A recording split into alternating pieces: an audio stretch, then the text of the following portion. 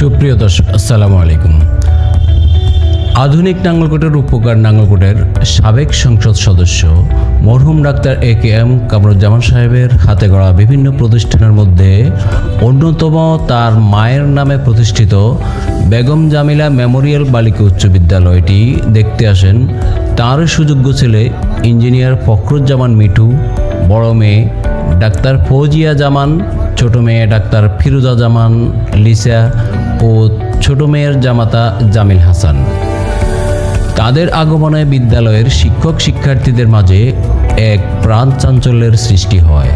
শুরুতে তাদের পরিচয় করিয়ে দেন বিদ্যালয়ের সম্মানিত সভাপতি জনাব বশিরুজ্জামান খান সাহেব। আমাদের মরহুম ডাক্তার কামরুজ্জামান সাহেবের বড় ছেলে ফখরুজ্জামান মিঠু, উনি ইঞ্জিনিয়ার, উনিও আমেরিকার টেক্সাসে থাকেন। তারপরে আছেন আমাদের কামরুজ্জামান সাহেবের ছোট মেয়ে ফিরোজা জামান লিসা, উনিও একজন ডেভেলপমেন্ট জামিল হাসান। অতিথিদের পরিচয় পর্ব শেষে বিদ্যালয়ের স্কাউট দল তাদের গার্ড অব অনার প্রদান করেন।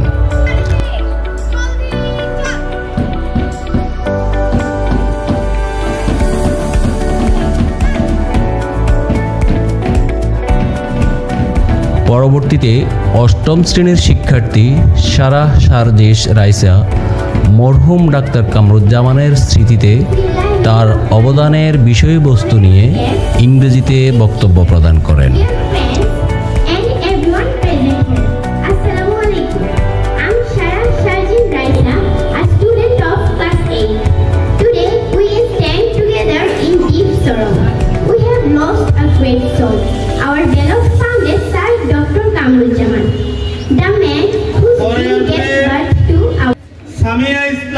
এরপর 2025 সালে A+ পাওয়া 15 জন কৃতি শিক্ষার্থীদের মাঝে অতিথিবৃন্দ সম্মাননা ক্রেস্ট ও তাদেরকে কিছু টাকা গিফট হিসেবে উপহার প্রদান করেন। এরপর বিদ্যালয়ের সম্মানিত প্রধান শিক্ষক জনাব জসিমউদ্দিন ভূঁইয়া মরহুম ডাক্তার কামরুজ্জামান সাহেবকে নিয়ে আবেগঘন ও তার স্মৃতির কিছু কথা দিয়ে বক্তব্য প্রদান করেন।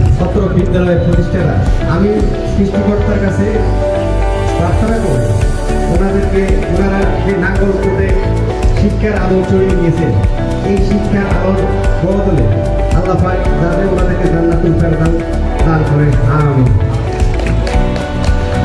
আমি শুধু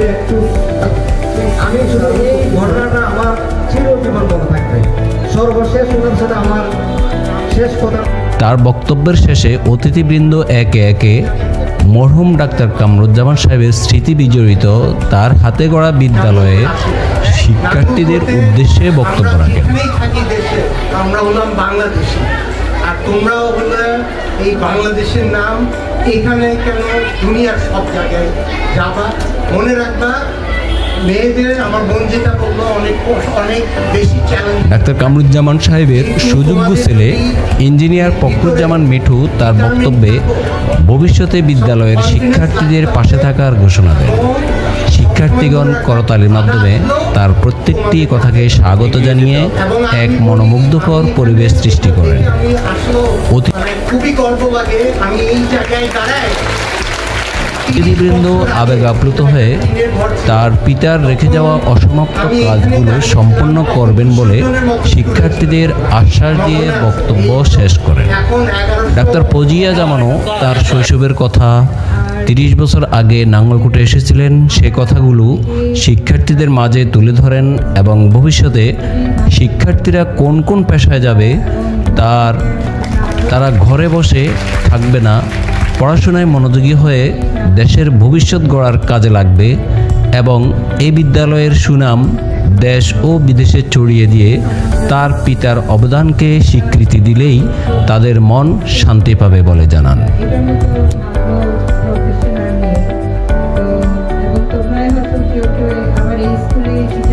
পরিশেষে বিদ্যালয়ের সার্বিক শুভকামনা করে এবং মাঝে মাঝে দেশে আসবেন ও খোঁজখবর নেবেন বলে শিক্ষার্থীদের আশ্বাস দেন।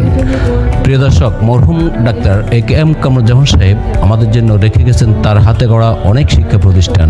তিনি এই প্রতিষ্ঠানগুলো না গড়ে দিলে নাঙ্গলকোটের ভবিষ্যৎ প্রজন্ম অন্ধকারে ডুবে থাকত।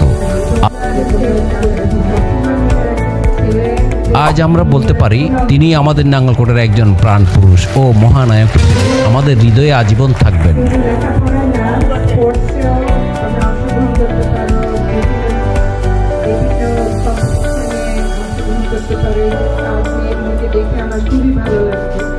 মহান রাব্বুল আলামিন তাকে যেন জান্নাতের উচ্চ মাকাম দান করেন, আমিন। ভিডিওটি ভালো লাগলে লাইক, শেয়ার, কমেন্ট ও পেজটি ফলো দিয়ে পাশে থাকুন। ধন্যবাদ সবাইকে। আসসালামু আলাইকুম।